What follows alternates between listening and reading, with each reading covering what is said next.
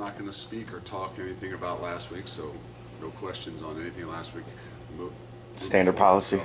So, as you guys know, I normally enjoy it. I don't mind coming down here to do these things, but today I actually don't really want to do it because I don't like to continue to talk about the past. That's why I kind of said that. But there are a few things, obviously, from this past weekend that first and foremost want to say thank you, because the fan base and what we had there for the first time since I've been here in an away stadium was something very unique. And one of the officials said it at the end of the game, not to me, but to one of the coaches, that they had never seen, that stadium kind of like that with a visiting fan base that was chanting and making such a difference. So to everybody that went, obviously we huge factor for us, for our kids. I know for myself after the game, because before the games and during the games I don't see as much, but it was definitely awesome to see. We appreciate it. I know our kids and our entire program appreciates it. So obviously a great weekend, but got to find a way now to continue to move forward. And, we're heading into league play now, so AAC play, and we have one objective since we come in, whether it was year 1 or year 5, and it's to play for championships. And the only way you can do that is to win your league, to give yourself an opportunity to be in that championship game. So a new kind of focus. There was a beginning of the season, which was the first 4 games, very big, very important, for different pictures, maybe national pictures. And then as you get into the league, a little bit of a different, not mindset, but idea of, kind of separating out your season for the first part, the middle part, and then the last run part. And here we are in kind of the middle part to start the league, and we really got to lock ourselves in and focus on what it is that we're doing, because we got to continue to get better. We know the bullseye is going to continue to grow, and Temple has been a thorn in our side since we've been here. So I think that it was good to get out there and actually practice last night, since we're playing on a Friday night, kind of get ourselves going a little bit quicker and get out of that, instead of a 24-hour celebration where you can enjoy the game, crank that thing down to 17 hours and move forward. So You talk about the 24-hour celebration. I'm curious how 17-hour celebration. 17-hour celebration. I'm curious, how quickly did you find out that Temple had beaten Memphis? Before I got on the bus, and I don't know who it was that told me, but I said, "Don't ever tell me that again. Just give me a few hours to enjoy what we just did." But again, everything is instant now. So whether you knew they beat them, you could start to watch your own film on the bus ride home. So hey, it's great for our league. I think that it's great for make sure our guys have their eyes open, because some of our guys have never played them. We didn't play them last year, and they don't realize and understand what happened in year 1 and what happened in year 2 when we were undefeated and went over there, or we had 1 loss and we went over there and we're really rolling. And so they have, no matter what, have played us really well in all 4. I guess we only played them 3 times, right? We didn't play them last year in all 3 games. The 2 drives, the 2-minute drive at the end of the first half. Temple game? No, of the Notre Dame. If you'll allow. Okay, go ahead. The 2-minute drive at the end of the first half, where offense really seemed to start clicking for the first time, and then the last drive by Desmond. You can take each of them separately, but that Alec Pierce said after the game, you guys practiced those 2-minute drives at the end of every practice. Did you see kind of that preparation come in there? Yes, I mean, I think you just gain confidence in what it is you're doing. You get the ball back, there's a minute left. And as a coach, you're up 10-0. You're getting ready to go into halftime. You've learned maybe from what Indiana did against us and turned it over in that situation.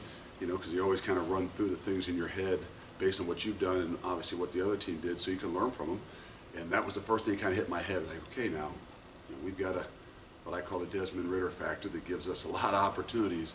But in that situation, up 10, minute to go in the half, you're playing really well. Let's be a little bit more conservative or not. And they did a phenomenal job, and I think it has a lot to do with understanding what the situation. We do it on not every single day together, but we do it a lot, and we've done it a lot more this past camp, just kind of expecting that different situation games are going to come down to that, whether it's at the end of the game or at the end of half.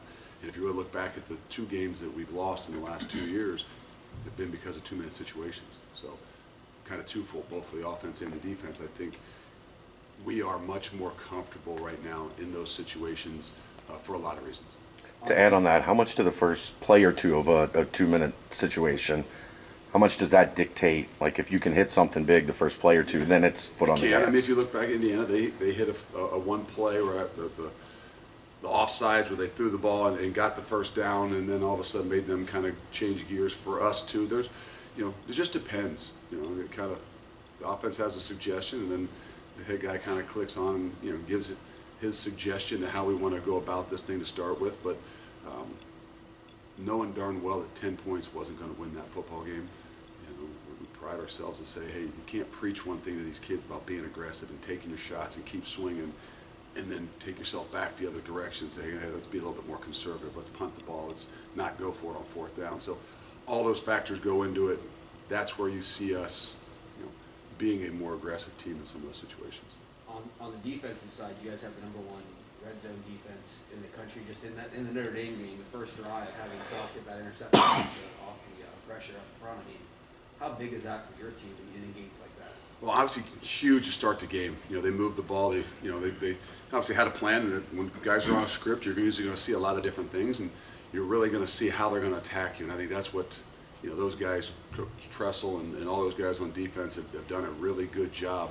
Of being able to adjust, seeing that first script, and sometimes it's even better to have a little bit of a drive. I know we don't all want it, 3 and outs are what we want, but sometimes you see a 7, 8, 9 plays and you get a better feel for what's on that script that they're really going to attack, and it really helps you kind of adjust throughout the entire game.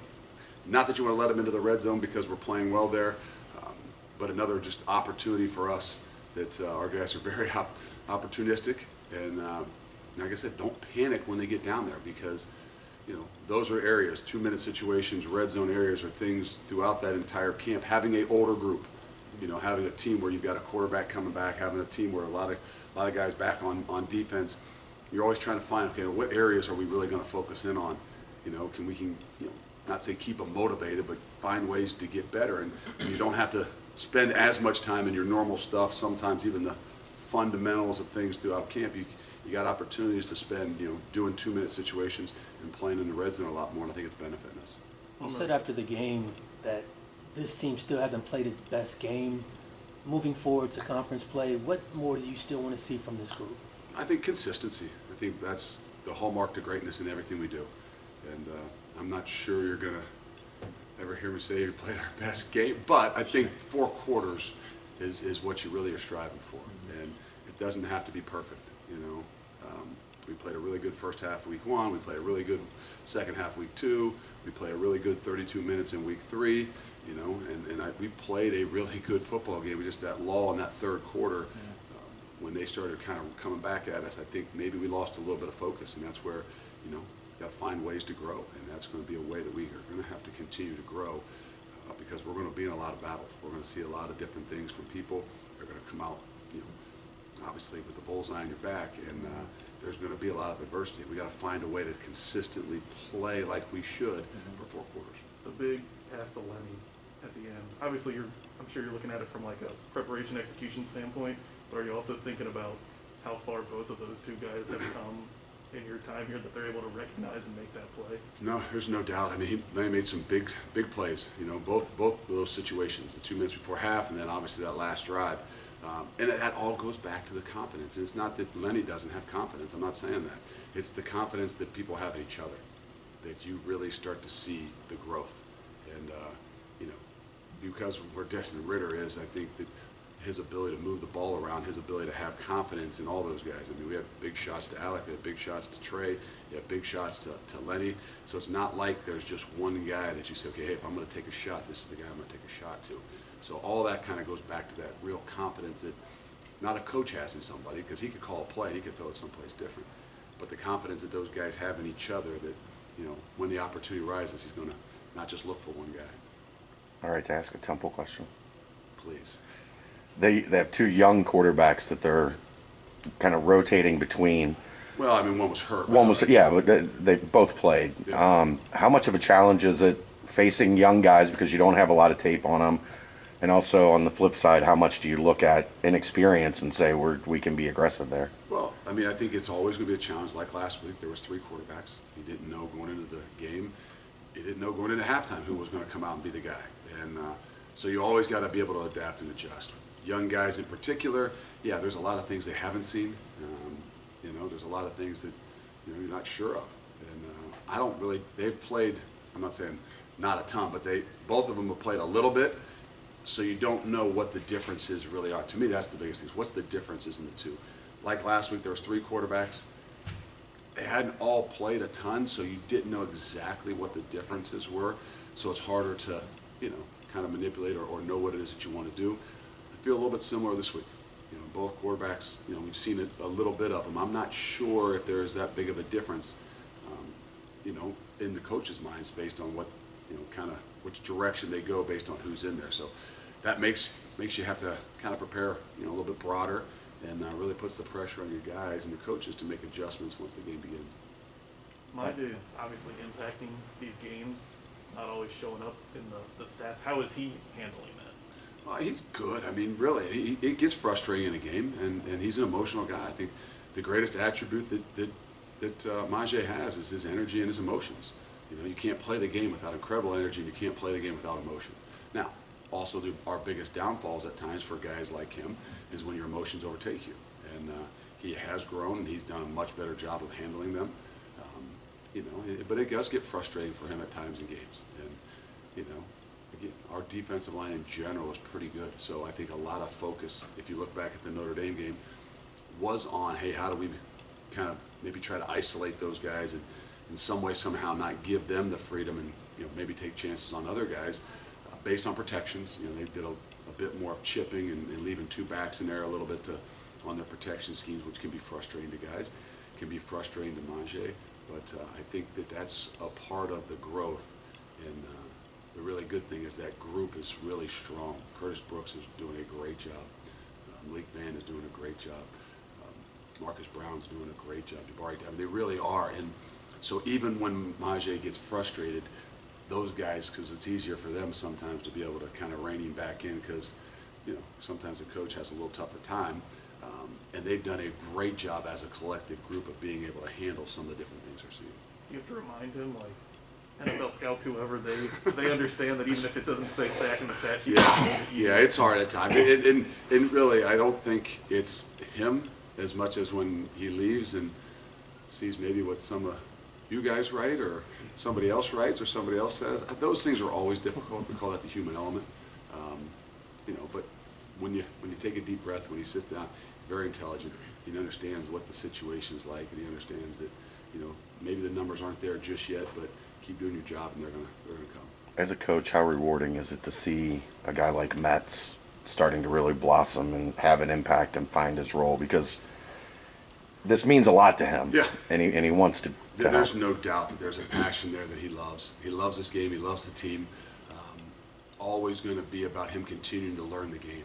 And some of us don't realize you know, if you're not from here or haven't played football for a really long time, there's a lot to it that, you know, it's not that you can't learn it, but it's just the confidence that you have in being able to replicate it on a consistent basis. And I think that's where Metz is finally getting himself to. He's always been a mature kid. He came over here as a mature kid, but mature in understanding the game of football, recognizing that nothing is perfect. You know, a guy that's a 4.0 or 3.9 student obviously wants to do things really, really well and exactly right.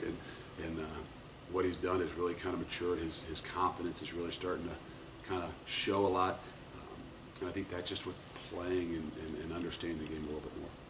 Luke, the phrase human element you used just a minute ago, I want to ask you a human element question here. So do you think as a Can't promise I'll answer it, but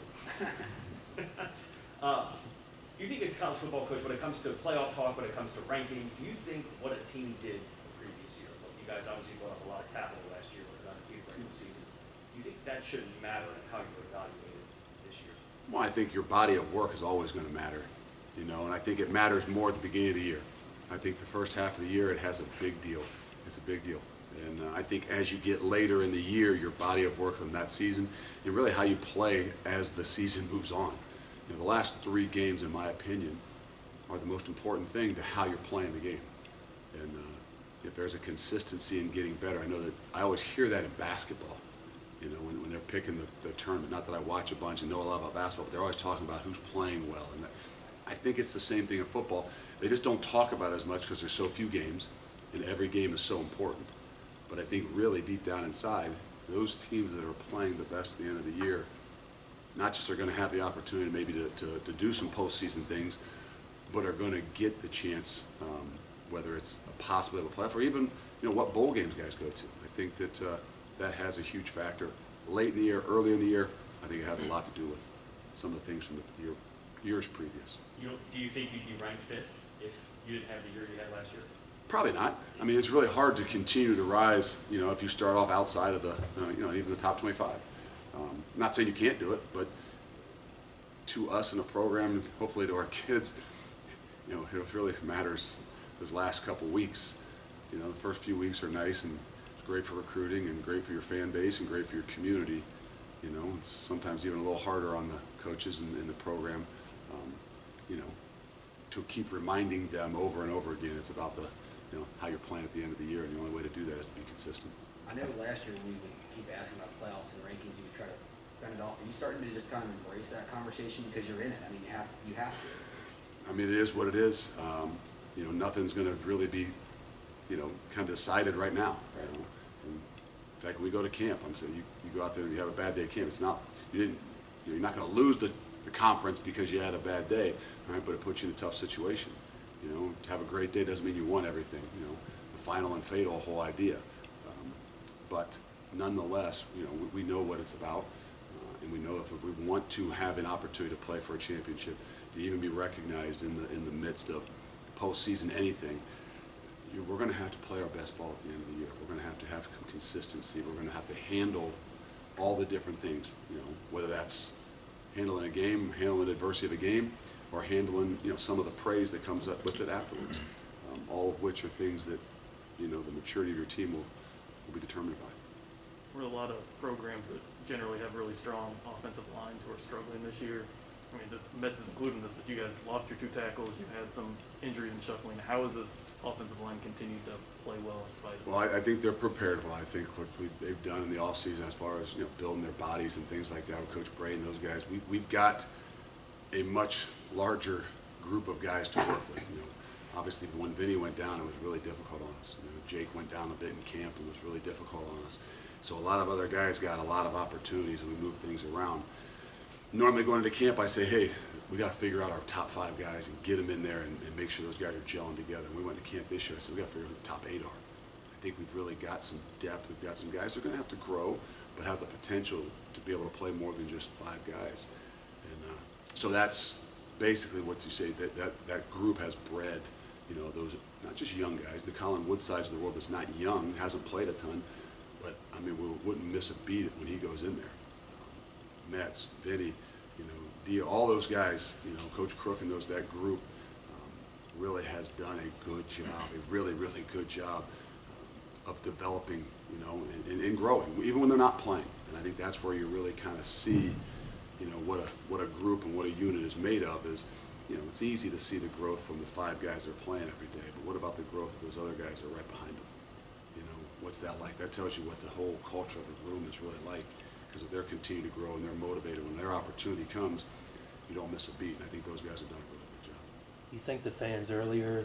A part of what makes Nippert so special is that nighttime environment. You'll have a night game on Friday. How much are you and the guys looking forward to that environment? I think it's really, really important to us. And, the greatest one I've been at since I've been here is obviously UCF. It was a Friday night game. And that's exactly what we would expect and are hoping for. And twofold, we've got an obligation to do too. We got an obligation to go out there and make it an opportunity for them to get excited and rowdy too. Whatever we've done in the past, that maybe hopefully get them to the stadium, and then what we do when we come out on Friday night will determine how that stadium really sounds. And so I think we're in this all together. They got to do their part. We got to do our part. If we do, it'll be a loud, exciting night. Coming off of such a big win, being able to play on a Friday, is that more of an advantage to you just to get another game under your belt so soon? It's kind of the same thing you asked when you talk about a bye week. Bye weeks can be good. I don't like them as much because it gets you out of rhythm. Friday nights can be good.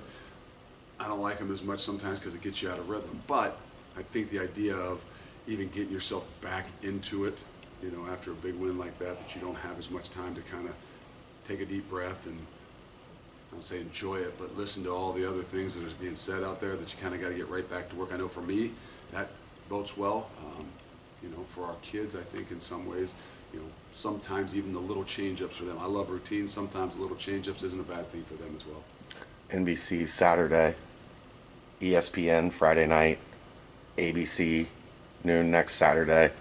What does it say about the program that the networks now are looking at you as we're putting you in these primetime Put your spots? streaming package away and you don't have to worry about it. Just put the TV on, I guess. All great things for our program, all great things for our community, all great things for, you know, for our university. And, you know, that's what winning does for you. And so now our obligation is to continue to do this. So not just we have the opportunity to, you know, be out there, but our entire community and our university in particular. So, but it's nice. Our kids, I know, they love that, you know, and if it's good for them, it's good for the program. One more question. What do you say to, might not be the best one to end on. What do you say to Cole after a tough game and getting him to bounce back? It's a part of life, man. I mean, you figure out and you grow the most when in the most difficult times. You know, you find out what kind of people you really got around you too. And you know, his coaches didn't bat an eye at it. I mean, yeah, it's tough. It's difficult on him. It's difficult on us. Our kids didn't like all of a sudden not shun him and not talk. No, he's a part of the team. He's a part of the program. You know, it's like a DB. It's like Kobe Bryant, right? I mean, Kobe can have a great game. They catch one ball, and all of a sudden, it's everybody's like, "Oh my gosh!" Well, guess how many times we got out of our gap inside, right? When the nose guard gets out of his gap, they get 4 or 5 yards. The linebacker misses a tackle, they get 8 yards. You know, a corner doesn't make the play, it's a 45-yard touchdown. Everybody sees. When a kicker misses something, everybody in the country sees it. And, you know, got to be able to handle it. Got to know we got the utmost confidence in him. And we got to find a way to rebound for him. And he's going to have plenty of opportunities to, you know, whether it's to win games or to make a bunch of more field goals for us. And, you know, I think our guys are the biggest part. That locker room is what's so key to everything that we do. You know, because even when people are having success, there's still some people that, you know, individually might not be getting what they want. You know about Cole because it was easy to see. But there's other guys in our team, there's other guys that aren't getting to play as much that have that same feeling. They got to make sure that's a part of the human element, that they understand that the team needs them. And the only way they can become better and do what the team needs them to do is to get past that and not dwell upon it and not think about yourself. You know, think about your teammates and what it is that they need to. Thank you, Coach. Good one, Daniel. You just